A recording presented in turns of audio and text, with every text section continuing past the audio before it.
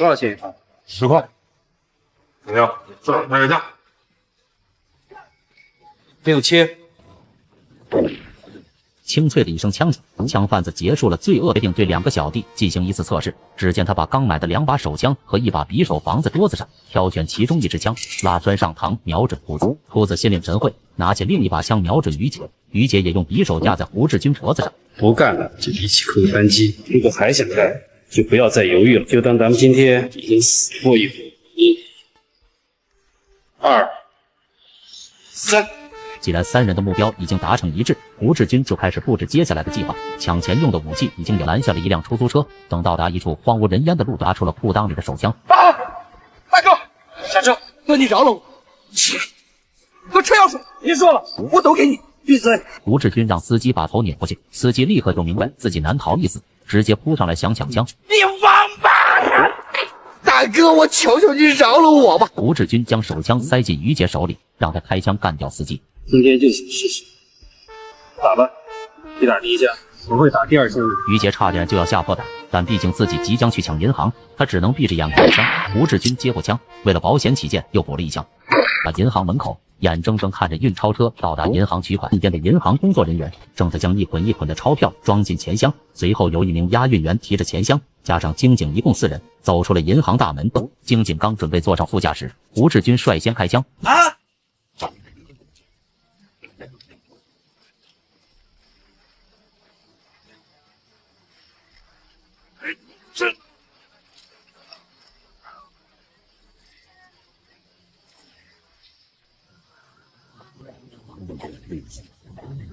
胡志军3枪，秃子2枪，5人全部中枪倒地，均抱着钞票狂喜。而另一边分头逃走的秃子也是热血沸腾，只有司机于杰心里非常不安，因为他担心胡志军将钱私吞，于是给秃子打去了电话。我想问一问，有多少钱啊？我哪至于多少钱啊？那箱子不是被军哥拎走了吗？军哥能是那种拿了钱就走了的人吗？我没说不放心胡志军，好不好啊？于杰还是不放心，竟然直接给胡志军打了电话。我跟你说过了吗？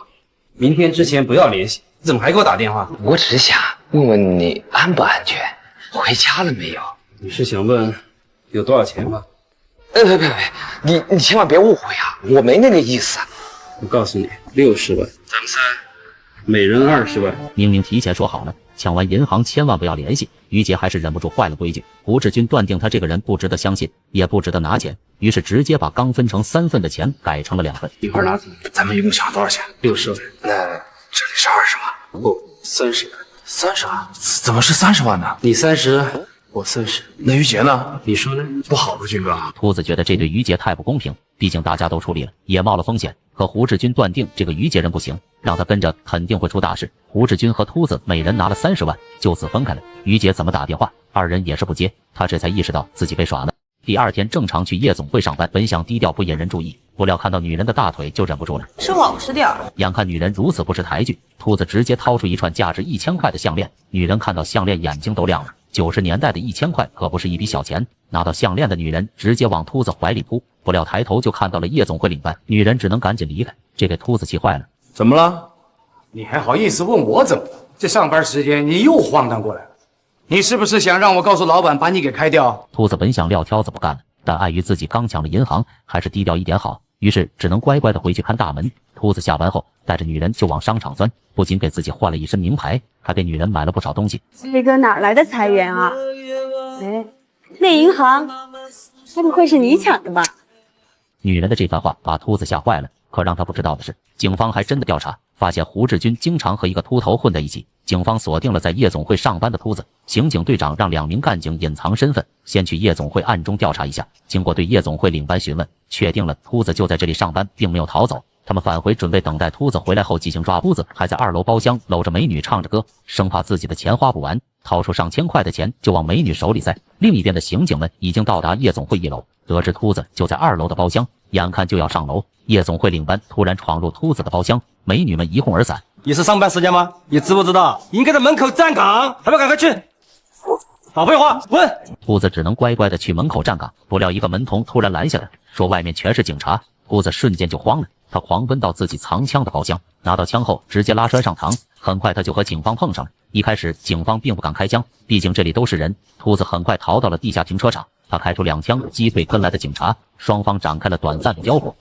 秃子刚准备从停车场出口逃离，不料一辆警车直接开了下来，他只能临时改变逃跑方向，可一切都是徒劳，所有入口出口都被封锁。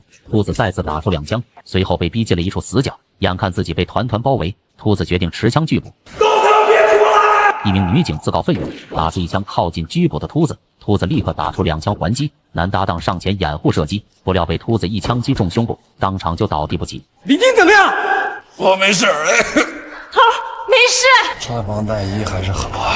眼看队员没有受伤，刑警队长下令，直接进行了一波火力覆盖，救出中枪队员，随后特意放下枪喊话：“我知道你已经没子弹了。”让队长不知道的是，秃子使用的手枪有8发弹容量，去掉之前射出的7发子弹，此时还有1发子弹。了不起一死！老子杀了这么多人，砸他们够本了！刑警队长希望秃子缴枪投降，以问出主犯胡志军的行踪，而秃子深知自己已经走投无路，就算是投降也难逃死刑，于是将手枪指向了自己的嘴巴。秃子的脑袋瞬间开花，死相也是非常惨。趁着夜色，用捡来的身份证开房，因为他知道自己的家肯定回不去了。这是你吗？是我，怎么看着不像啊？住几天？先住1天。押金100。胡志军有惊无险地开了房，此时的他没有立刻逃走的原因，就是他的弟弟被赌场老板扣了。胡志军需要拿着10万块去赎回自己的地话，但第一句话就被他听出了不对劲。你现在就把钱给我送来，否则你就等着收你弟弟的尸首吧。你骗我！我骗你干嘛？是警察让你这么说的。胡志军察觉出赌场老板不对劲，于是决定测试一下。他约定1个小时后在城南大桥交钱。警方得知消息后，立刻开始部署警力，准备在大桥抓人。而此时的胡志军并没有打算出发去大桥，反而抛出了1枚硬币，果然是反面，这代表着那个赌场老板肯定有问题。1个小时后，胡志军准时给赌场老板打去了电话。我这边赌车赌得特他妈厉害，哎，要不这样，你到我这儿来，我在这边等你。现在他妈欠钱的真是爷，胡爷。只是停了几秒钟说话，胡志军就立刻意识到不对劲，他猜测赌场老板那边一定有警察。你怎么有点不对劲儿？我他妈什么不对劲儿？你他妈身边有警察？开什么玩笑啊！你怎么知道我身边有警察呢？直觉。胡志军虽然不能100%断定那边有警察，但他想了一个狠招。首先，他再次定了一个新的地址，说5分钟后就会把钱送过去。另一边的专案组也只能立刻开车前往。刑警队长隐约察觉出了违和的地方，但他此时也只能进行眼下的抓捕行动。大批警察很快就到达了约定地点体育馆，所有人各就各位，伪装成路人。时间到了后，等来的并不是胡志军，而是一个女人。你是谁啊？胡志军呢？他让我把这个给你。我问你，胡志军跑哪儿去了？不料跳车的过程中，小腿不知被什么东西刮伤，胡志军忍着剧痛逃离了公路，直到钻入一个隐蔽的草丛，他才敢检查自己的伤口。这是一条长达20厘米的大口子，胡志军只能撕碎自己的衣服，暂时用布条捆住止血。他不知道在山路上走了多久，终于因为伤口恶化，在一处草垛上昏死过去。不知过了多久，胡志军猛地突然惊醒，他第一件事就是打开包检查，幸好里面的钱和枪都还在。强烈的求生欲让胡志军强撑着爬起来。不知走了多久，他终于看到村子。胡志军找到了一个大爷，询问附近有没有医院。我们这儿没有医院，连诊所都没有，只有镇上才有医生，要走10里路。大爷的话让胡志军的心凉了一半，他只能希望大爷找辆车帮忙把自己送到医院。90年代的农村怎么可能有私家车？现在也正值农忙，拖拉机都在地里干活呢。大爷看着胡志军已经化脓的伤口，于是叫来了自己的2个儿子。胡志军也顺势塞给大爷100块钱作为感谢。你们2个用3轮车把他送到镇上去。哦，哎，谢谢。使得胡志军伤口化脓严重，1瓶酒精浇下去，疼得胡志军直接昏死过去。2个小伙见没什么事就离开了。医生处理完胡志军的伤口，又给他打了1针，胡志军很快就醒了过来。怪不得90年代的小诊所治病见效快，刚刚那针8成就是青霉素混合着激素了。要不是他们呀，你现在不死也得截肢了。我腿怎么样？感染化脓导致你发高烧，不过我已经给你打针消了炎，伤口也给你缝好了，应该没什么问题。我能走路？理论上呀，应该没什么问题，不过要小心点，小心把伤口崩裂。哎，你这不要躺下，躺下。医生让胡志军躺下休息，随后就出门了。而此时的胡志军自然不可能在这里多停留1秒，他先是检查了自己的装钱和枪的包，确定东西还在后，把枪藏在了身后，随后将小诊所的药品搜刮一空。以自己最近几次住旅馆的经历，总是被质疑身份证上的照片不像自己，这未免有点太危险了。于是他直接毁掉了这张身份证，决定去办一个更真实的身份证。90年代办假证的可太多了。胡志军用抛硬币的方式筛选出一个比较靠谱的办证电话。你是可以办身份证吗？要多少天？多少钱？1万。你说什么？定金5000？90年代的1万块可不是小数目。胡志军一开始并不相信这个胖子，但这个身份证可是他逃亡路上的必需品。你要的很急，找我肯定是正确的。我的价虽然高点，但在整个雍州市肯定是最专业的。这个胖子看起来非常专业，但1万还是太离谱，相当于现在的20万了。质量没问题吧？绝对比真的还真，全国网上注册的那种。假身份证居然还能联网，那1万块确实不算贵了。胡志军缓缓上前询问取货的时间。明天这个时候。90年代的正规渠道最快也要1个月，而如今最少也要7天才行。这个胖子竟然24小时就能办妥。胡志军掏出了5是非常专业，身份证和枪都还给了他。胡志军捡回了1条命，回到旅馆就是呼呼大睡。第二天醒来发现自己已经成了猪头，殊不知正因为他被揍成了猪头，墨镜和口罩的胡志军非常可疑，自然是第一个被要求出示身份证。先生，请出示你的身份证，请摘下你的墨镜和口罩。胡志军摘掉墨镜口罩，露出了一副猪头的样貌。原来就在昨天晚上，他办假身份证的时候想黑吃黑，不料却栽了跟头，被一顿狠揍。而正因为这顿揍，让他躲过了武警的盘查。胡志军因为运气躲过一劫，他不能让他追捕。直到胡志军逃到了边远的小城市，他才渐渐放松下来。胡志军选择这个小城市也是有原因的。直到胡志军逃到了边远的小城市，他才渐渐放松下来。胡志军选择这个小城市也是有原因的。他曾经在这个城市买枪时被偷光了钱，一个美女导游看他可怜，于是免费带他游山玩水。胡志军此行的目的之一就是报答这个美女导游，如果可以的话，把美女导游骗到手也是一个不错的选择。胡志军直接前往了首饰店，买了一串价值不菲的项链，随后前往了当年旅游的地方，并且很快就找到了那个美女导游。首先他假装不认识对方，开始搭讪。你是导游？是啊。有证件吗？你看。姚佳？是。26岁。没错。当胡志军摘下眼镜，姚佳才认出来他。是你。认出来了。忘不了，忘不了，你是老虎。我叫乾坤。胡志军当时化名为乾坤，自称是来感谢当初姚家免费带他玩，还送出了那串昂贵的项链。胡志军撩妹确实有一手。接下来二人去了餐厅吃饭，然后又去逛商场买衣服，甚至还单独去了 KTV 唱歌。两人美美的玩了一整天。胡志军谎称自己无父无母，一直以来都是独来独往，营造出自己是一个可怜人的形象。仅用了3天就攻陷了这个美女导游。接下来的2年时间里，胡志军和姚家结婚，不是挺好的吗？现在不是便宜吗？再说过2年孩子上幼儿园上小学。那倒也是。这大概得多少钱？可能要10几万吧。是留在以男人作为第一个目标。这个男人有个要命的坏习惯，总是把大量现金放进摩托车后备箱。殊不知正是他这个习惯早就被一旁的抢劫犯盯上了，定了红衣男的终点。为了保证万无一失，胡志军跟踪了红衣男整整3天，终于摸清了他的必经之路。今天就是胡志军动手的日子了。只见他出发前抛出1枚硬币，结果是正面，这也就意味是大吉。今天的目标男人换了一件白色衣服，确定了他能靠他在赌场赢钱。虽然他是一个赌场高手，但奈何这次他对上的是另一个高手。胡志军很快就赌上了头，一时糊涂的他竟然选择了出老千，还被人当场发现。乾坤，你他妈居然敢耍诈！你也知道规矩。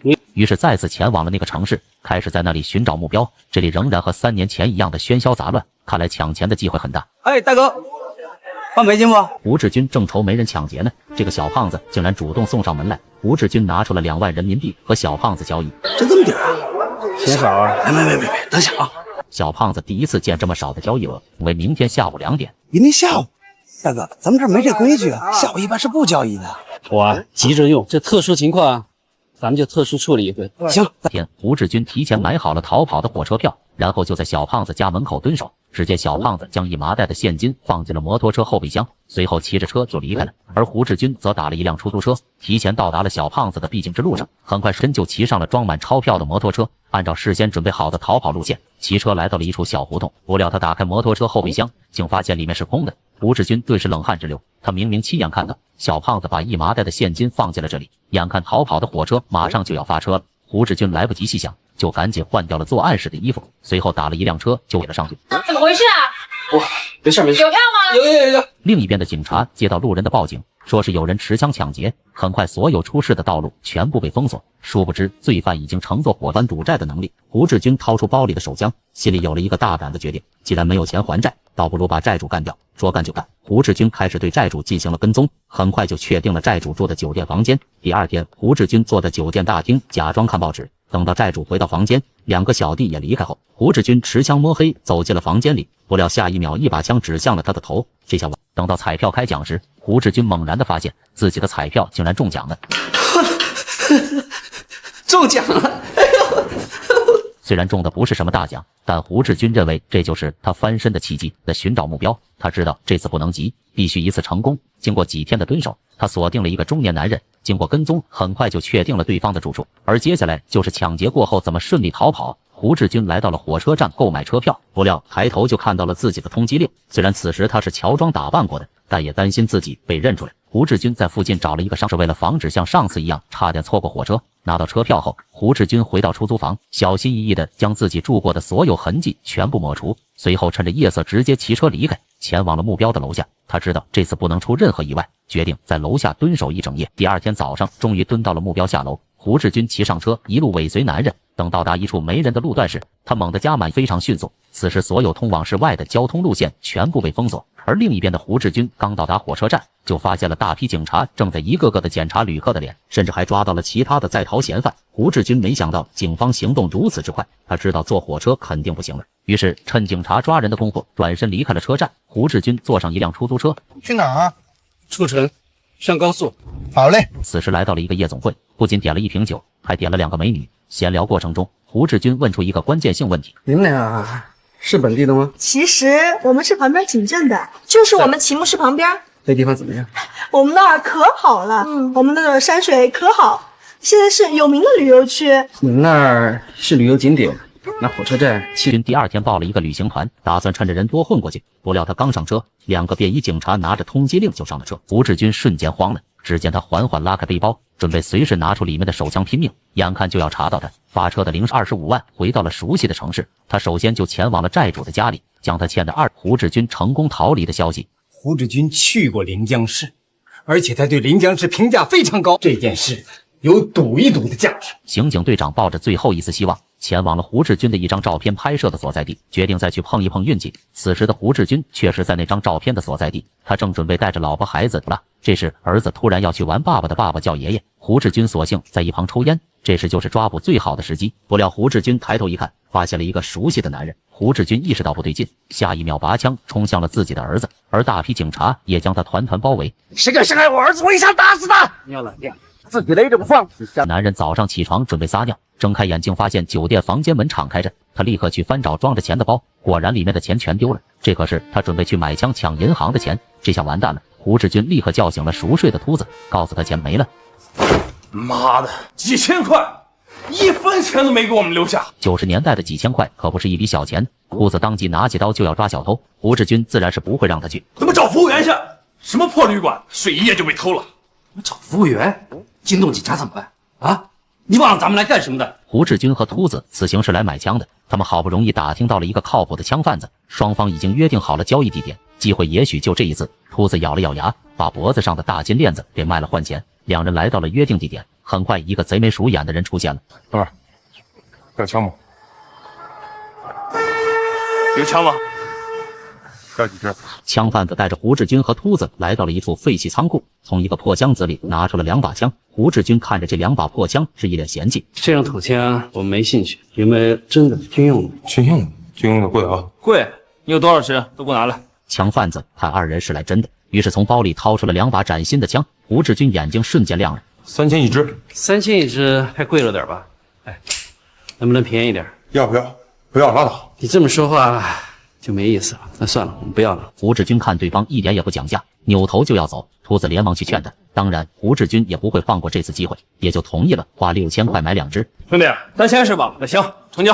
秃子点出了6000块钱递给卖家，胡志军拿到枪就立刻把玩起来，拉栓上膛，退出弹夹，手感是真的爽。兄弟，枪这么贵了，子弹得送点吧？子弹另算。哎，我说你把子弹拿来呀，我试试枪。子弹得过段时间才能给。看来这个枪贩子还是挺谨慎的，毕竟在96年的时候，国家已经开始了全面禁枪。胡志军连忙解释，他们马上就要走了，再次见面也不安全，希望枪贩子卖点子弹。要是枪手，你留下，你跟我走。哎，我怎么不能去啊？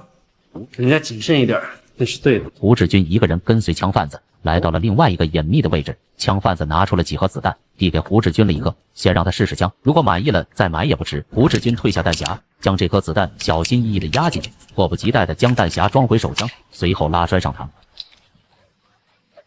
这子弹多少钱？10块。怎么样？这买个价。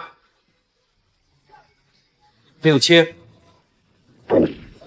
清脆的一声枪响，枪贩子结束了罪恶的一生。胡志军立刻将刚买枪的6000块钱拿走，把枪贩子手里的几盒子弹也顺走。有了枪以后，胡志军拉拢了2个小弟，计划抢劫一辆运钞车。为了在关键时刻不掉链子，胡志军决定对2个小弟进行一次测试。只见他把刚买的2把手枪和1把匕首放在桌子上，挑选其中一支枪，拉栓上膛，瞄准秃子。秃子心领神会，拿起另一把枪瞄准于杰。于杰也用匕首架在胡志军脖子上。不干了就一起扣扳机，如果还想干，就不要再犹豫了，就当咱们今天已经死过一回。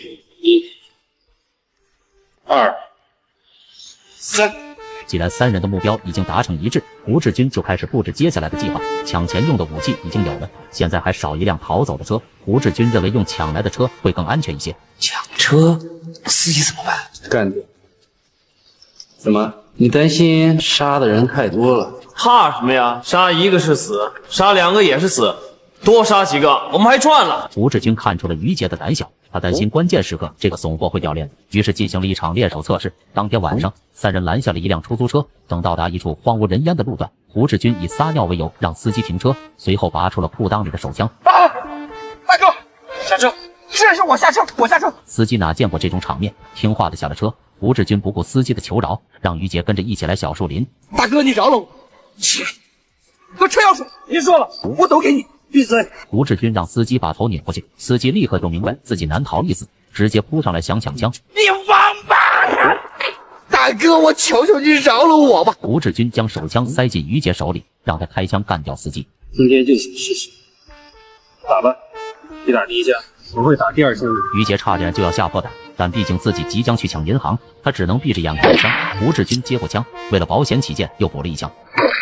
2人将司机的尸体抬进了后备箱，这场测试也就圆满结束了。很快就到了抢银行的前一天，胡志军做好了分工，由他和秃子持枪动手，而胆小的于杰负责开车接应。先把子弹上的指纹插了。金哥，这子弹都炸了，有指纹又能怎么样？子弹是炸了，弹壳在地上，你小子就死。之前抢的那辆车肯定是不能用了，他们需要再抢一辆车。秃子和于杰负责把出租车司机带到一个偏僻的路段，趁司机停车的功夫，于杰将黑塑料袋套在司机头上，后面的秃子拔枪射击。枪响过后，胡志军从黑夜中上了车，3人将车开到银行门口，等了半天才发现于杰提供的运钞车时间是错的，正确时间是明天。胡志军差点气坏了，今天算是他妈白干了。什么白干了？这车白他妈抢了！不至于吧，军哥，接着用呗，怕什么呀？你想问题为什么这么简单？如果明天继续用这车，这司机已经失踪36个小时了，他家人不报警。3人将绿色出租车扔在了荒郊野外，随后他们故技重施，趁着夜色叫了一辆蓝色出租车。于杰继续用塑料袋套头，秃子继续负责开枪杀人。第2天早上，3人开着出租车到达银行门口，眼睁睁看着运钞车到达银行取款。随后胡志军迫不及待地抛出一枚硬币。哥，这事肯定成了。另一边的银行工作人员正在将一捆一捆的钞票装进钱箱，随后由一名押运员提着钱箱，加上经警一共4人走出了银行大门。胡志军3人见状立刻戴上头套，发动车。司机于杰负责提前发动车，而胡志军和秃子拔出手枪，淡定地走下车。眼看押运员已经坐上运钞车，经警刚准备坐上副驾驶，胡志军率先开枪。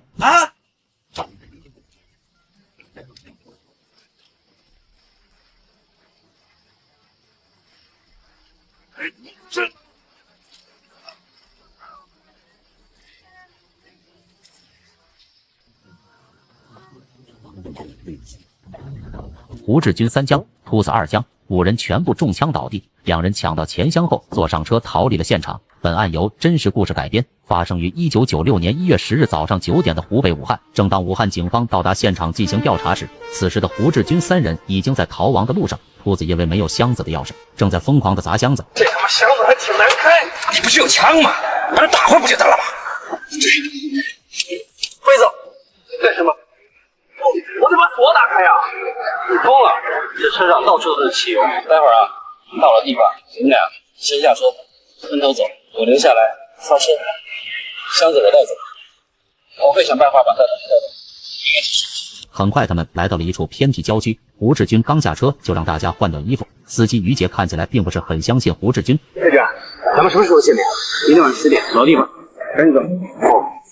好，于杰，走。军哥在烧车呢。两人离开后，胡志军拿起雪碧就往车上浇，随后点燃一个自制的延迟点火装置，以伪造自己的不在场证明。胡志军回到家，很快就撬开了箱子，钞票的金额让他非常惊喜，里面足足有60多万。胡志军抱着钞票狂喜，而另一边分头逃走的秃子也是热血沸腾。只有司机于杰心里非常不安，因为他担心胡志军将钱私吞，于是给秃子打去了电话。我想问一问，有多少钱啊？我哪知有多少钱啊？那箱子不是被军哥领走了吗？军哥能是那种拿了钱就走了的人吗？我没说不放心胡志军，好不好啊？于杰还是不放心，竟然直接给胡志军打了电话。我跟你说过了吗？明天之前不要联系。你怎么还给我打电话？我只是想问问你安不安全，回家了没有？你是想问有多少钱吗？别，你千万别误会啊，我没那个意思。我告诉你，60万，咱们3，每人20万。明明提前说好了，抢完银行千万不要联系，于杰还是忍不住坏了规矩。胡志军断定他这个人不值得相信，也不值得拿钱，于是直接把刚分成3份的钱改成了2份，随后给秃子打了电话。时间改了，改在今天晚上。另一边的警方通过1整天的调查，终于找到了胡志军丢弃的出租车，而这辆车竟然没有烧掉。刑警队长很快就发现了胡志军的延迟点火装置。罪犯是想点燃了蚊香以后离开现场，等蚊香烧短了，燃烧了火柴，火柴遇到了汽油，就会把整个车辆烧掉。这个时候，他们已经不在现场。没错。看来罪犯的思维很缜密。可惜因为蚊香受潮，所以装置没有启动。胡志军和秃子10点准时见了面。这包一块拿走。咱们一共抢多少钱？60万。那这里是20万。不，30万。30万？怎么是30万呢？你30，我30。那于杰呢？你说呢？不好吧，军哥？秃子觉得这对于杰太不公平，毕竟大家都出力了，也冒了风险。可胡志军断定这个于杰人不行，让他跟着肯定会出大事。胡志军和秃子每人拿了30万，就此分开了。于杰怎么打电话，二人也是不接，他这才意识到自己被耍了。第二天一大早，警方在郊区找到了一辆出租车，后备箱里竟有一具男尸，车里也有一个延迟点火装置。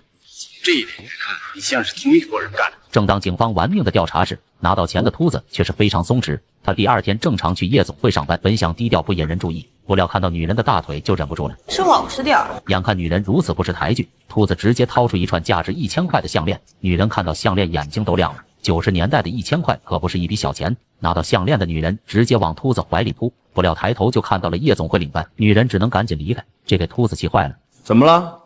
你还好意思问我怎么了？这上班时间你又晃荡过来了，你是不是想让我告诉老板把你给开掉？秃子本想撂挑子不干了，但碍于自己刚抢了银行，还是低调一点好，于是只能乖乖的回去看大门。秃子下班后带着女人就往商场钻，不仅给自己换了一身名牌，还给女人买了不少东西。这个哪来的财源啊？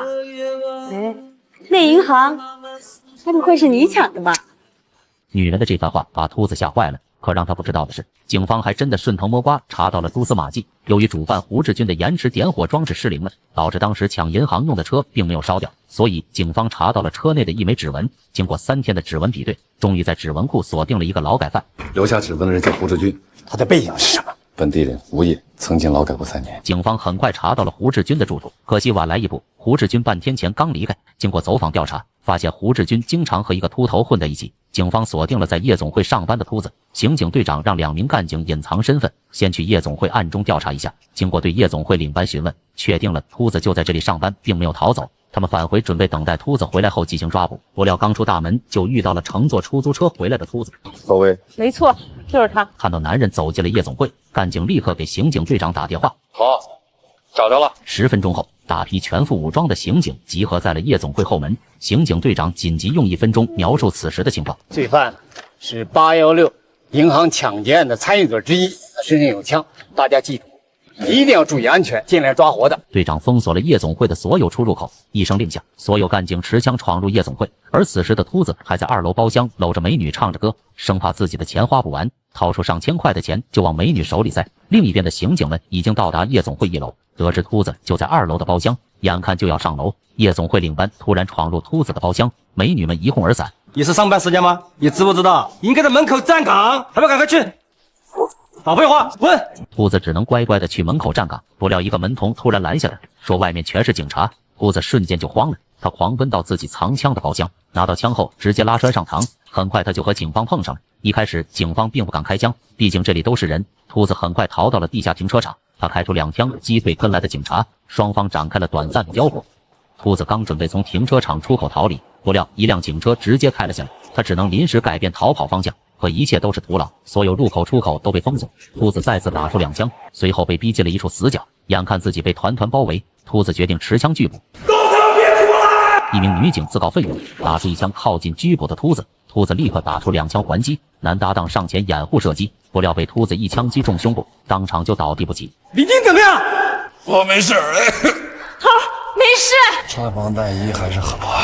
眼看队员没有受伤，刑警队长下令，直接进行了一波火力覆盖，救出中枪队员。随后特意放下枪喊话：“我知道你已经没子弹了。”让队长不知道的是，秃子使用的手枪有8发弹容量，去掉之前射出的7发子弹，此时还有1发子弹。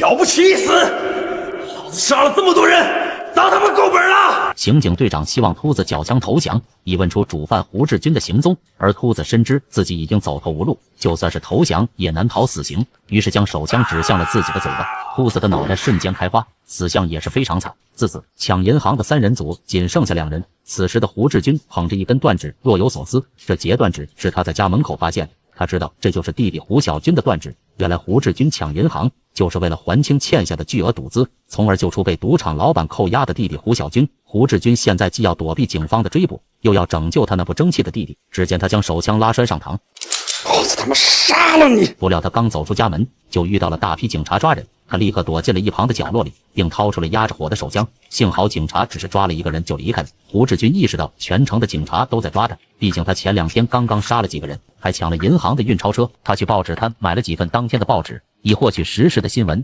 正如他所想的那样，警方已经查到了他，并且正拿着他的照片四处走访调查。胡志军开始为逃亡做准备。哎，先生，需要买点什么？啊，手机号码。哦，你看看，这都是空号。行，你随便给我选10个就行。10个？对，再要10张充值卡。胡志军趁着夜色，用捡来的身份证开房，因为他知道自己的家肯定回不去了。这是你吗？是我，怎么看着不像啊？住几天？先住1天，押金100。胡志军有惊无险地开了房。此时的他没有立刻逃走的原因，就是他的弟弟被赌场老板扣了。胡志军需要拿着10万块去赎回自己的弟弟，而让他不知道的是，他的弟弟趁赌场老板不注意跑了出来，眼看就要被追上，弟弟直接往公安局里跑，大喊着自己正在被追杀。负责追查胡志军的干警正好路过，干警一眼认出了这人就是银行劫犯胡志军的弟弟胡小军。警方立刻对胡小军进行了审问，可惜并没有问出胡志军任何有用的线索，于是叫来了赌场老板协助调查。得知了胡志军马上就要用钱来赎他的弟弟，胡志军没多久就给赌场老板打去了电话，但第1句话就被他听出了不对劲。你现在就把钱给我送来，否则你就等着收你弟弟的尸首吧。你骗我！我骗你干嘛？是警察让你这么说的。胡志军察觉出赌场老板不对劲，于是决定测试一下。他约定1个小时后在城南大桥交钱。警方得知消息后，立刻开始部署警力，准备在大桥抓人。而此时的胡志军并没有打算出发去大桥，反而抛出了1枚硬币，果然是反面，这代表着那个赌场老板肯定有问题。1个小时后，胡志军准时给赌场老板打去了电话。我这边赌车赌得特他妈厉害，哎，要不这样，你到我这儿来，我在这边等你。现在他妈欠钱的真是爷，胡爷。只是停了几秒钟说话，胡志军就立刻意识到不对劲，他猜测赌场老板那边一定有警察。你怎么有点不对劲儿？我他妈什么不对劲儿？你他妈身边有警察？开什么玩笑？你怎么知道我身边有警察呢？直觉。胡志军虽然不能100%断定那边有警察，但他想了一个狠招。首先他再次定了一个新的地址，说5分钟后就会把钱送过去。另一边的专案组也只能立刻开车前往。刑警队长隐约察觉出了违和的地方，但他此时也只能进行眼下的抓捕行动。大批警察很快就到达了约定地点体育馆，所有人各就各位，伪装成路人。时间到了后，等来的并不是胡志军，而是一个女人。你谁啊？胡志军呢？他说我把这个给你。我问你，胡志军跑哪儿去了？原来胡志军找来了宾馆服务员帮忙送钱。正当警方把注意力放在这个体育馆时，胡志军早就搭上了一辆卡车，已经位于驶往省外的公路上了。眼看着就要逃出省界，不料前方突然出现大批武警查车。怎么这么多警察？胡志军转身一看，就发现了大批武警正在拦车检查。他立刻跳下车逃跑。不料跳车的过程中，小腿不知被什么东西刮伤，胡志军忍着剧痛逃离了公路，直到钻入一个隐蔽的草丛，他才敢检查自己的伤口。这是一条长达20厘米的大口子，胡志军只能撕碎自己的衣服，暂时用布条捆住止血。他不知道在山路上走了多久，终于因为伤口恶化，在一处草垛上昏死过去。不知过了多久，胡志军猛地突然惊醒，他第一件事就是打开包检查，幸好里面的钱和枪都还在。强烈的求生欲让胡志军强撑着爬起来。不知走了多久，他终于看到村子。胡志军找到了一个大爷，询问附近有没有医院。我们这儿没有医院，连诊所都没有，只有镇上才有医生，要走10里路。大爷的话让胡志军的心凉了一半，他只能希望大爷找辆车，帮忙把自己送到医院。90年代的农村怎么可能有私家车？现在也正值农忙，拖拉机都在地里干活呢。大爷看着胡志军已经化脓的伤口，于是叫来了自己的2个儿子。胡志军也顺势塞给大爷100块钱作为感谢。你们2个用3轮车把他送到镇上去。哦，哎，谢谢，快，谢谢。哎，来，我自己来。哦。上了3轮车后，胡志军假装昏死过去，而小儿子看胡志军出手这么大方，认为这人的包里肯定有东西。胡志军立刻紧紧抓住包里的手枪。你可不准都翻人家东西啊！翻东西那不成小偷了吗？你要再注意点，那不该抢银行了。幸好大儿子心地善良，及时阻止了弟弟不厚道的行为，这才捡回了2条狗命。经过5公里的路程，胡志军被成功送进了镇上的诊所。此时的胡志军伤口化脓严重，1瓶酒精浇下去，疼得胡志军直接昏死过去。2个小伙见没什么事就离开了。医生处理完胡志军的伤口，又给他打了1针，胡志军很快就醒了过来。怪不得90年代的小诊所治病见效快，刚刚那针8成就是青霉素混合着激素了。要不是他们呀，你现在不死也得截肢了。我腿怎么样？感染化脓导致你发高烧，不过我已经给你打针消了炎，伤口也给你缝好了，应该没什么问题。我能走路？理论上呀，应该没什么问题，不过要小心点，小心把伤口崩裂。来，你这躺下。医生让胡志军躺下休息，随后就出门了。而此时的胡志军自然不可能在这里多停留1秒，他先是检查了自己的装钱和枪的包，确定东西还在好，把枪藏在了身后，随后将小诊所的药品搜刮一空，一瘸一拐地离开了诊所。而另一边的医生办完事准备回诊所，路边意外看到了一张通缉令，仔细一看，这上面的照片不就是刚刚的病人吗？他立刻去了派出所报警。你确定你看见的人是胡志军吗？肯定是，我竟然和一个杀人抢劫犯在一起待了那么长时间。警方立刻行动，医生带着大批持枪警察来到了诊所，踹开门却发现胡志军早就逃走。他们好像没跑多远，他拿着维神药，真他妈倒霉！而此时的胡志军已经成功脱身，他正在草丛里看着一旁呼啸而过的警车，那是一脸的得意。胡志军再次踏上了逃亡之路，不料由于腿上的伤口突然裂开，他直接倒地不起。这时一辆3轮车驶了过来，胡志军连忙招手拦车。你不要命了你？不小心摔伤了。你这是到什么地方去？我要回老家。请问怎么走离省界最近啊？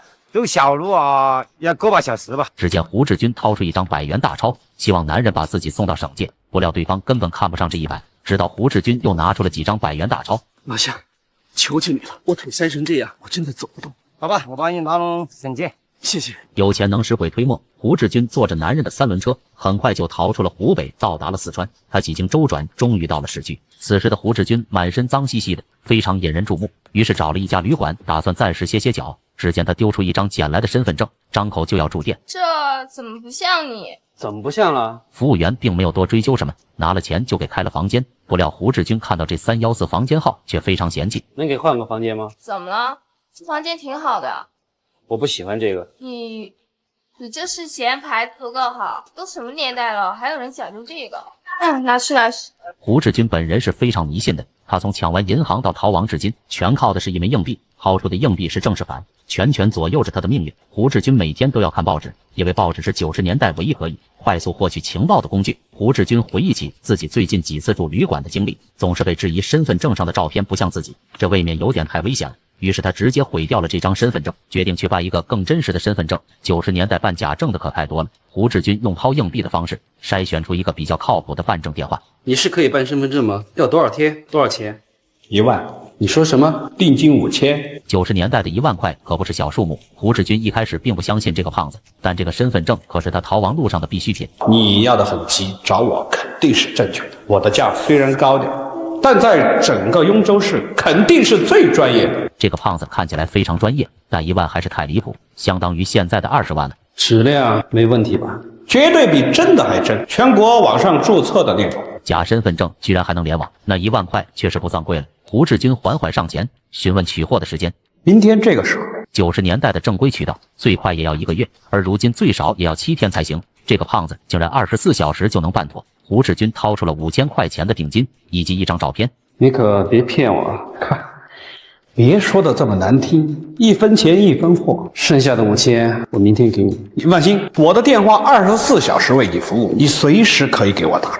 够专业的，但愿我明天见到的货他能值1万，肯定亏不了你。这就是最早期的会员服务了。胡志军只能将信将疑。第二天，胡志军特意提前来到交易地点，再次给办证的胖子打电话询问进度。对方胸有成竹的表示按时过来就可以。此时的胡志军并不打算老老实实的付钱买证，再次动了黑吃黑的念头。他提前来到交易地点踩点，选出一条安全的逃跑路线。很快就到了晚上交易的时间，胖子守信的交出了身份证，让胡志军先验货再付尾款。你出了这么多钱，肯定是好东西，确实比较精致。那剩下的5000块钱呢？只见胡志军痛快的掏出剩下的5000块，胖子刚拿到钱，胡志军就将黑洞洞的枪口指向了他，威胁对方把他付的1万交出来。可胖子丝毫不慌，还说昨天的5000忘带了，那就拿命来。话音刚落，一群小弟拿着土枪冲了出来，胡志军瞬间就怂了，胖子一拳将胡志军打倒在地，一群人将他是一顿胖揍，眼看胡志军就要被活活揍死，胖子及时拦下小弟们，只见他捡起地上的手枪，不错，54，还军用的，这枪我还你，我不留军枪，惹麻烦。今天可是你先动的手，给你点小小的教训，赶紧的，该上哪儿上哪儿去，以后也别到处乱掏枪，不是谁都有我们这么好脾气。撤！这个胖子办证团伙确实非常专业，身份证和枪都还给了他。胡志军捡回了一条命，回到旅馆就是呼呼大睡。第二天醒来发现自己已经成了猪头，殊不知正因为他被揍成了猪头，竟意外的救了他的命。既然身份证已经办妥，那么此地不能久留了。只见他将手枪上膛别在身后，戴上口罩墨镜，就开启了接下来的逃亡。胡志军首先去汽车站买了票，刚准备去坐车，一群武警就冲了进来，整个车站贴满了胡志军的通缉令。这一幕让他心跳停了几秒钟，随后立刻跟随着人流挤进了长途车里。大巴很快就发车了，但又很快被持枪武警拦了下来，他瞬间就慌了。眼看持枪武警就要上车，胡志军从包里掏出了手枪藏在身后，打算一旦暴露就拔枪拼命，毕竟被抓了也肯定是死刑。随后胡志军试图打开车窗，准备随时跳车逃跑。这时售票员说话了：别拿了窗户，窗户是坏的，打开。这句话让胡志军的心凉了一半。下一秒，持枪武警上了车，开始一个一个的检查身份证。戴着墨镜和口罩的胡志军非常可疑，自然是第一个被要求出示身份证。先生，请出示你的身份证，请摘下你的墨镜和口罩。胡志军摘掉墨镜口罩，露出了一副猪头的样貌。原来就在昨天晚上，他办假身份证的时候想黑吃黑，不料却栽了跟头，被一顿狠揍。而正因为这顿揍，让他躲过了武警的盘查。胡志军因为运气躲过一劫，他不能让自己的伤好得太快，于是中途换乘的时候，竟然选择自残的方式来掩饰自己的样貌，以躲避警方捕。直到胡志军逃到了边远的小城市，他才渐渐放松下来。胡志军选择这个小城市也是有原因的，他曾经在这个城市买枪时被偷光了钱，一个美女导游看他可怜，于是免费带他游山玩水。胡志军此行的目的之一就是报答这个美女导游，如果可以的话，把美女导游骗到手也是一个不错的选择。胡志军直接前往了首饰店，买了一串价值不菲的项链，随后前往了当年旅游的地方，并且很快就找到了那个美女导游。首先他假装不认识对方，开始搭讪。你是导游？是啊。有证件吗？你看。姚佳？是。26岁。没错。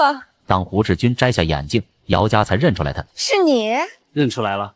忘不了忘不了，你是老虎。我叫乾坤。胡志军当时化名为乾坤，自称是来感谢当初姚家免费带他玩，还送出了那串昂贵的项链。胡志军撩妹确实有一手。接下来二人去了餐厅吃饭，然后又去逛商场买衣服，甚至还单独去了 KTV 唱歌。两人美美的玩了一整天。胡志军谎称自己无父无母，一直以来都是独来独往，营造出自己是一个可怜人的形象。仅用了3天就攻陷了这个美女导游。接下来的2年时间里，胡志军和姚家结婚有了孩子，而他自然是不可能好好找一份工作的。胡志军是天生的赌徒，他每天晚上来往于个大地下赌场，但赌博这种高危行为迟早是要出事的。这天胡志军一如既往的来赌场赌博，原本他每次都会赢一点钱就收手，这次他赌上了头，不知不觉赢了一笔巨款。一个长发男叔急了眼：他妈朱老千，你他妈说什么？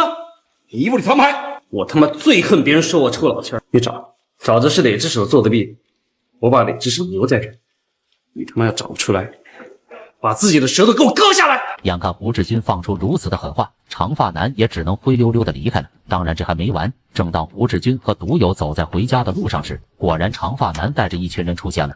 你今天晚上够威风的呀！把钱还给我，各取所需。这愿赌服输，你懂吧？今天我叫来这么多人，就是不想让你便宜着回去。毒友已经吓坏了，可胡志军却丝毫没怕，反而装模作样的从包里掏出了1块钱，随风这么一丢，侮辱性直接拉满。长发男恼羞成怒，一声令下，让小弟们硬抢，都别动！只见胡志军将一只手背在身后，做出一个掏枪的动作。谁他妈敢动一下，我立马把他撂倒在。你想干什么？你们刀都带来了，我还能干什么？没点真家伙还敢出来混？啥？虽然这次胡志军成功脱了身，但也被目睹一切的毒友老柴盯上了。第二天，胡志军就接到了电话，老柴把他叫到了自己的公司，看来是对胡志军是否有没有枪非常感兴趣。你到底有没有枪？身为逃犯的胡志军自然不可能主动暴露身份，当即自证清白说昨天是吓唬他们的。而老柴却突然从抽屉里掏出一把枪，张口就要送给胡志军，声称只是作为交个朋友的礼物。胡志军自然不信这种说辞。那你是想让我替你做什么？仔细询问之下才得知，这个老柴是个专业开皮包公司的，全国各地到处开公司，赚钱方式就是空手套白狼，简单来说就是诈骗公司。老柴邀请胡志军来公司当副总经理，挂个名头就行，不用真的干活。而胡志军自然是不可能加入这个公司，毕竟他不想因为一个小偷小摸就暴露了银行劫犯的身份。当然家里的妻子也不知道胡志军的真实身份，他在妻子面前一直谎称是出门谈生意。而这种平静的生活很快就结束了，妻子突然说要买房子，毕竟家里的孩子马上就要长大了。买套房子，咱们住这儿不是挺好的吗？现在不是便宜吗？再说过2年孩子上幼儿园上小学。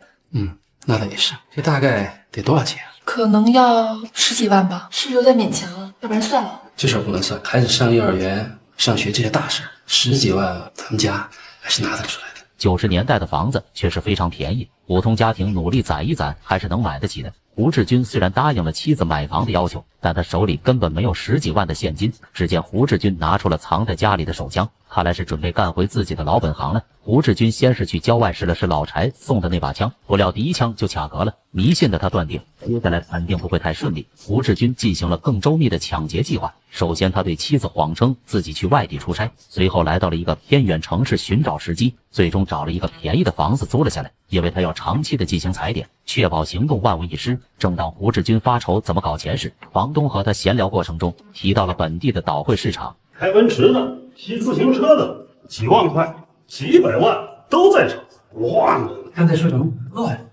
你想，都是外头来的人，又是现金交易，能不乱？90年代的倒会黑市确实很乱，悍匪鼻祖白宝山也插过一脚。胡志军当即决定选择这个倒会市场，他向房东借了摩托车，每天就来倒会市场寻找目标。为了防止失手，胡志军还用纸记下了每个人的特征。很快他就确定了一个红衣男人作为第一个目标。这个男人有个要命的坏习惯，总是把大量现金放进摩托车后备箱，殊不知正是他这个习惯早就被一旁的抢劫犯盯上了。男人骑着车在前面，而胡志军骑着车尾随其后，一切只为摸清男人的行走路线。2辆车在一个小胡同一前一后，不料胡志军的手机突然响起，电话铃声让红衣男瞬间警觉地停了车。胡志军只能暂时放弃这个目标，骑着摩托车掉头离开。胡志军接到电话后发现是妻子打来的。喂，老虎，在哪儿呢？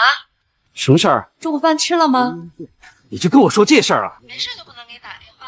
本以为妻子打电话是有急事，不料只是几句关心。这个电话打断了胡志军的跟踪计划。胡志军第2天再次前往了倒会黑市，又遇到了那个红衣男。看来这人根本没有察觉到昨天的危险，这次仍然是一如既往的交易。红衣男掏出1点美金，换走了白衣男1麻袋人民币。当红衣男骑车离开后，胡志军决定这次一定要得手，于是骑车先一步来到了上次跟踪红衣男到达的地点。胡志军直接在原地守株待兔。等待过程中，胡志军给送给他手枪的毒友老柴打了电话，询问起这把手枪的事。你给我那把手枪不太好用啊。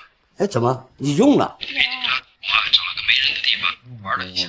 哎，怎么第一枪就下杆了？我不知道，我也没用过。你老老实实告诉我，这枪怎么来的？大街上捡的。这么说，是黑枪了。胡志军意识到这把枪是黑枪，他表面上担心，如果这把枪被警察查到，那自己肯定会被顶罪。你不要，你就给扔了就完了。放心，我早扔了。胡志军的内心是非常高兴的，如果他用这把枪杀了人，那么警察肯定查不到是他胡志军干的。很快，红衣男骑车回来了，挂断电话后，胡志军骑上车跟了上去，终于锁定了红衣男的终点。为了保证万无一失，胡志军跟踪了红衣男整整3天，终于摸清了他的必经之路。今天就是胡志军动手的日子了。只见他出发前抛出一枚硬币，结果是正面，这也就意味是大吉。今天的目标男人换了一件白色衣服，确定了他今天完成了交易后，胡志军直接打了一辆出租车，提前赶往了男人的必经之路。只见他坐在路边悠闲地喝着茶，当男人骑车路过时，胡志军缓缓走到马路中间，左手招手让他停车，右手帅气地甩下报纸，露出黑洞洞的枪口。不料第一枪又卡壳了，胡志军不慌不忙地拉摔上膛，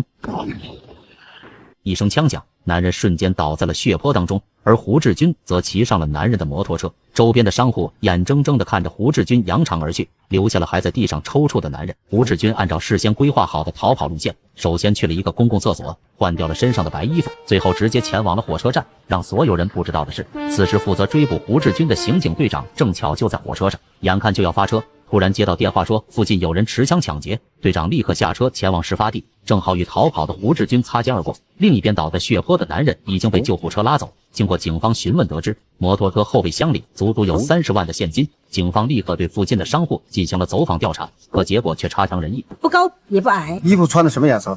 颜色是白，黑色的，黑色的。红衣服，当时我看得非常清楚。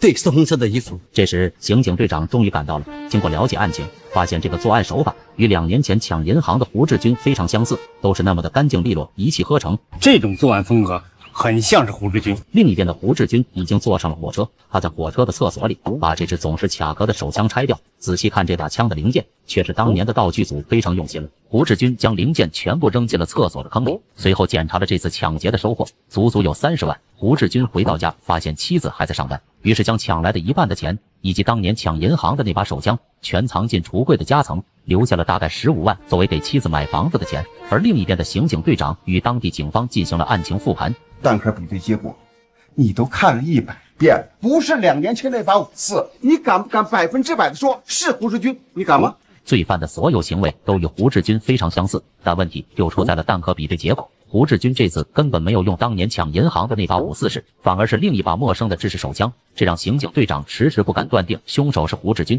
这时被抢劫的男人被抢救了回来，刑警队长立刻拿着胡志军的照片让他辨认，是不是有点像？他抢了你多少钱？33万人民币。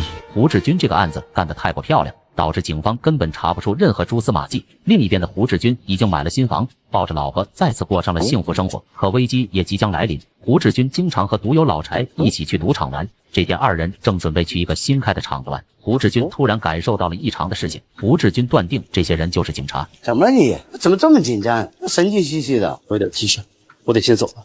哎你！胡志军一路小跑就往家里赶，路上撞见了小区保安，连忙上前询问：今天咱们这儿有没有发现什么可疑的人？没有，您放心吧，我们这儿治安很好的。今天早上警察来过呢。什么？警察还来了？来干什么？那就不知道了。胡志军3步并2步逃回了家里，家里开着空调还直冒汗。不料下一秒门铃响了，直接把胡志军吓一哆嗦。他缓过神，立刻趴在猫眼查看情况，门外竟站着2个警察，吓得胡志军立刻拔出了腰间的手枪。眼看警察不断的按门铃，胡志军是冷汗直流。警察以为家里没人，准备离开，不料转身遇到了胡志军的老婆。你是这家的吧？啊，我是啊。新搬来的吧？我们是派出所的，来登记一下。好啊，登记完了吗？没有，没人开门。会啊，我老公在家，扫我给你看就算了。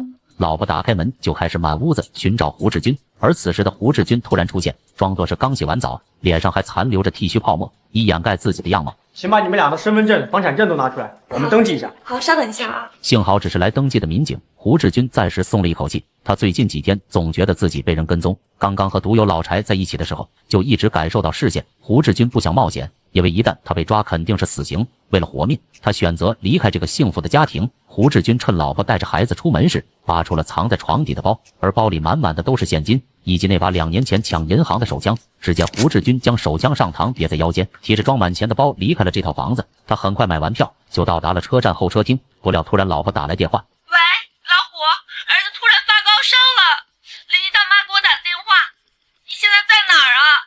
你快回来吧，咱们领儿子上医院。老虎。胡志军突然挂断了电话，因为他根本不知道如何回复，一边是冷血的逃命，一边是残存的人性。眼看着胡志军就要排队上车，他最终还是转身了。胡志军不敢再在老婆孩子面前露面，于是给独友老柴打电话求助，帮我给老婆送点钱去。送到哪儿？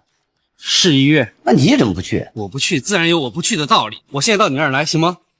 好，那我等你。胡志军坐着出租车就往老柴那边赶，不料到了地方，却发现老柴竟然被警察押进了警车。胡志军顿时恍然大悟，原来当时他感受到的视线不是跟踪自己的，而是跟踪这个诈骗犯老柴的。胡志军来到一处桥下，开始思考接下来的打算。此时的他已经断定，警方并没有查到他的头上来。胡志军开心的像个孩子，他决定继续经营眼下的这个幸福家庭。只见胡志军用手臂砸向一旁的桥墩，瞬间整个胳膊沾满了鲜血。随后他一路狂奔，到达了医院。你干嘛去了？儿子怎么样？快带我看看儿子。儿子打针，现在睡着了，可能是肺炎。我问你干嘛去了？别提了，你朋友拉我上外地做生意，走得特别的急，没来得及告诉你。讲好了，一到目的地赶紧给你打电话。电话？你给我打什么电话？我一直给你打都不带不去。儿子病了，我特别着急，你知不知道？别着急，别着急。当时在高速路上，这信号是时有时没的，好不容易有一段信号，刚听你说两句又断了。我也着急赶紧下车，坐车往回赶。半道过马路的时候，你瞧，还让车给撞了一下。又怎么办？撞成这样啊！胡志军的确是说谎的高手，很快他又回归了幸福生活。就这么3年过去了，胡志军仍然活跃在赌场，家里的开销全靠他在赌场赢钱。虽然他是一个赌场高手，但奈何这次他对上的是另一个高手。胡志军很快就赌上了头，一时糊涂的他竟然选择了出老千，还被人当场发现。乾坤，你他妈居然敢耍诈！你也知道规矩，你自己的手还是你自己开个价买回去吧。10万。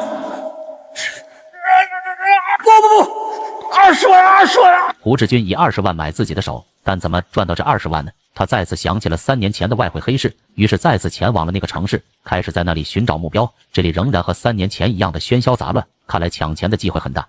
大哥，换美金不？胡志军正愁没人抢劫呢，这个小胖子竟然主动送上门来。胡志军拿出了2万人民币和小胖子交易。这么点啊？嫌少啊？没，等下啊！小胖子第一次见这么少的交易额，但还是和胡志军达成交易。只见他从摩托车后备箱点出了2000多美金。大哥，你这太少了，我只能按最低的比率给你了。行啊，这一回生，2回熟嘛。胡志军已然将这个小胖子确定为接下来的抢劫目标。第2天，胡志军再次来到倒汇黑市，果然那个小胖子还在这里。大哥又来了啊！昨天跟你交易，听你当时的口气，好像有点嫌少，是吗？这倒也不是，2万嘛是小了点儿。大的能做吗？50个没问题，大哥。小胖子直接透露出自己的最高交易额，整整50万人民币。胡志军把交易时间定为明天下午2点。明天下午？大哥，咱们这儿没这规矩，下午一般是不交易的。我急着用，这特殊情况，咱们就特殊处理一回。行，大哥，就明儿下午。小胖子第一次做这么大的交易额，在利益面前还是同意了胡志军的提议。他当天晚上就去找了朋友喝酒，炫耀自己明天要干一票大买卖。却不知胡志军就在一旁的座位上盯着他。酒足饭饱后，小胖子晃悠悠地往家里赶，而胡志军则在后面悄悄尾随。很快他就确定了小胖子的住处。第2天，胡志军提前买好了逃跑的火车票，然后就在小胖子家门口蹲守。只见小胖子将1麻袋的现金放进了摩托车后备箱，随后骑着车就离开了。而胡志军则打了一辆出租车，提前到达了小胖子的必经之路上。很快双方就碰上了。大哥怎么在这儿呢？不是说我下午在那个交易市场吗？小胖子下了车就给胡志军递烟，随后刚准备给自己也点上，眼前就出现了一个黑洞洞的枪口。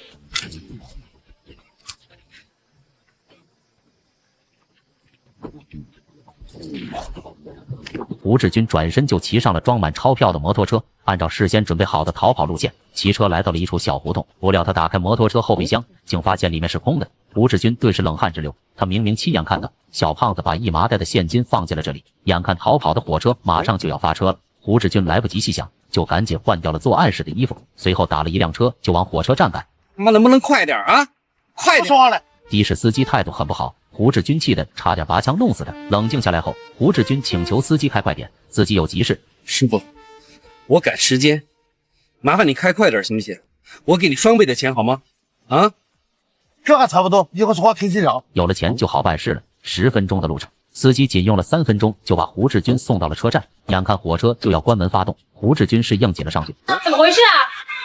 没事没事。有票吗？有。另一边的警察接到路人的报警，说是有人持枪抢劫。很快，所有出事的道路全部被封锁。殊不知，罪犯已经乘坐火车早就逃走了。下了车的胡志军坐在车站，他是怎么也想不通，摩托车后座的那笔钱到底是怎么不翼而飞的？他明明亲眼看到放在那里的。此时的胡志军进退两难，如果两手空空的回去，那他用什么去偿还赌债呢？如果再去干一票，他将面临的是早有准备的警察。胡志军思来想去，最终将选择权交给了自己的幸运硬币。他把硬币朝空中抛出，随后缓缓移开手掌，是正面，这也意味着回去再干他一票。胡志军直接在车站买了车票，准备再返回作案。不料前方突然一个警察把他拦下，胡志军刚想拔枪，一群警察直接将他扑倒。胡志军瞬间惊醒，原来是一场噩梦。胡志军立刻跑到售票口，将刚买的车票换成了回家的车票，这是一个聪明的选择。人肯定是不能冲动行事。而此时的警方正在调查案发现场，这里的现场非常简单，2枚弹壳以及倒地不起的受害者，除此之外再也没有其他有用的线索了。很快警方联系到了受害者的小舅子，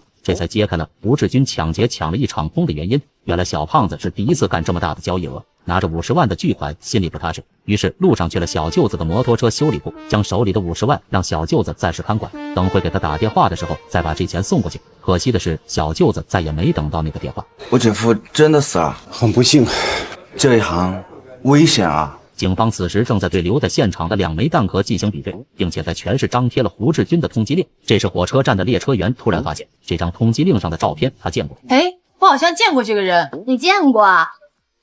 不行，我得去报案。当时我们已经关车门了，这个时候他才急匆匆地跑上来。这也就意味着警方花费大量警力封锁整个城市，最后是一场空。另一边，胡志军已经成功逃回了家，他此时一副吃了屎的样子，因为这次他抢劫失败，根本没有偿还赌债的能力。胡志军掏出包里的手枪，心里有了一个大胆的决定，既然没有钱还债，倒不如把债主干掉。说干就干，胡志军开始对债主进行了跟踪，很快就确定了债主住的酒店房间。第二天，胡志军坐在酒店大厅假装看报纸，等到债主回到房间，2个小弟也离开后，胡志军持枪摸黑走进了房间里，不料下一秒一把枪指向了他的头，这下完蛋了。天坤，好久不见了啊！你他妈居然为了20万来杀我！你跟了我这几天，你以为我能忍你多久？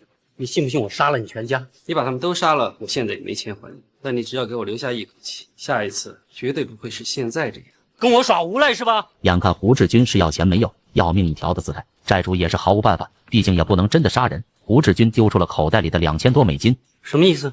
这些你先拿着，我只是经济上一时半会儿缓不过来，只要再容我10天半个月，剩下的我肯定全数给你。看不出来你小子还真有2下子啊，每刀都弄出来了。我承认今天晚上是我太冲动，对不起。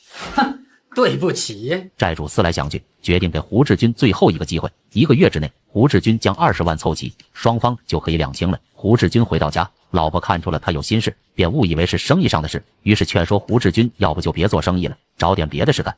要不然咱们离开这儿。什么？我再也不做生意了，回我的老家，我在那儿有现成的房子，咱把这儿的房子卖了，回去做点小买卖。就这么走了？此时的胡志军心烦意乱，干脆周末带着老婆孩子出去玩玩散散心。胡志军的这次出游有2层目的，第一是去庙里拜一拜，除一除身上的晦气；第二就是当做一次举家逃亡的演习。正当他带着老婆孩子准备返回时，路边的一个算命先生突然叫住了他。我看你是全家和睦，夫荣妻贵，所以走吧走吧，你别说了，我们不算命。男人不顾妻子的反对，让这个算命先生说下去。我说先生走大运。什么？逢凶化吉，心想事成的大运。听到这句吉祥话，胡志军笑出了声，看来接下来的抢劫计划肯定能成，于是直接赏给了算命先生一张100元大钞。哎，你疯了！90年代的月工资才300-500，胡志军出手是真的大方。下一秒他就来到了彩票店，花钱买了一张彩票，打算测试一下自己的运气。等到彩票开奖时，胡志军猛然的发现自己的彩票竟然中奖了。中奖了！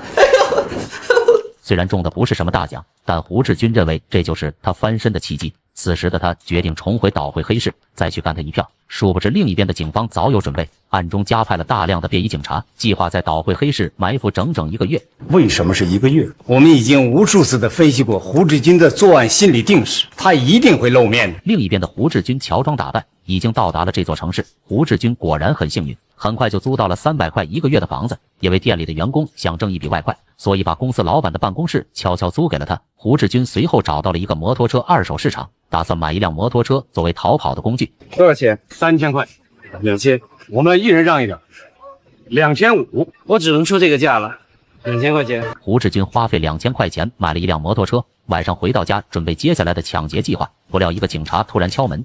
警官，请进。你好，我来登记一下。啊，好。哎呦，怎么现在一个劲儿登记啊？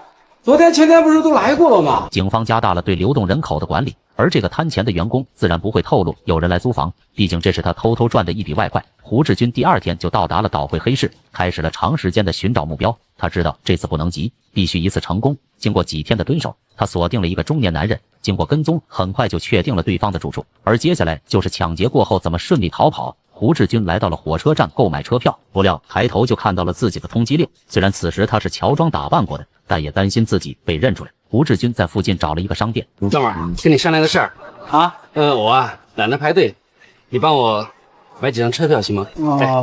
这剩下的钱都是你的。明天上午10点到11点之间，所有车次的票一样买1张。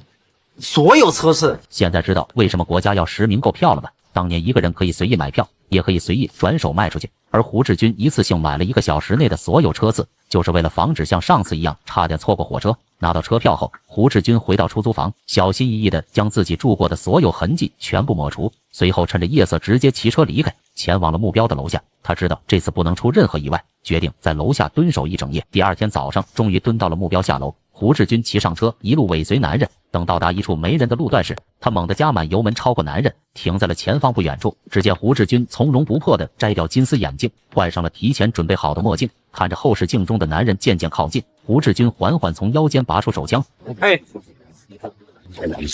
男人瞬间中枪倒地，胡志军上前抢包，却遭到男人的反抗，直到手枪抵着头，男人这才松开了手。胡志军没有补枪的原因很简单，就是让男人活着，告诉警察错误的样貌信息。胡志军骑上摩托车刚离开，路上就遇到了提前蹲守的便衣警察。看到受害者已经倒地不起，警员立刻呼叫支援。报告，出现情况，有人持枪抢劫后逃逸。大批警察即刻出发。这次警方准备的非常充足，1分钟之内集结完毕，朝着案发现场赶去。而此时的胡志军按照事先准备的逃跑路线，到达了一处小胡同。他首先检查了里面一捆一捆的钞票，随后脱掉衣服，洗干净脸上的血迹，换上一套新衣服，并且戴上了摘掉的金丝眼镜。胡志军路边打了一辆车，就朝着火车站疾驰而去。可让胡志军不知道的是，警方等他再次作案已经等了很久了，这次反应非常迅速。此时所有通往市外的交通路线全部被封锁。而另一边的胡志军刚到达火车站，就发现了大批警察正在一个个的检查旅客的脸，甚至还抓到了其他的在逃嫌犯。胡志军没想到警方行动如此之快，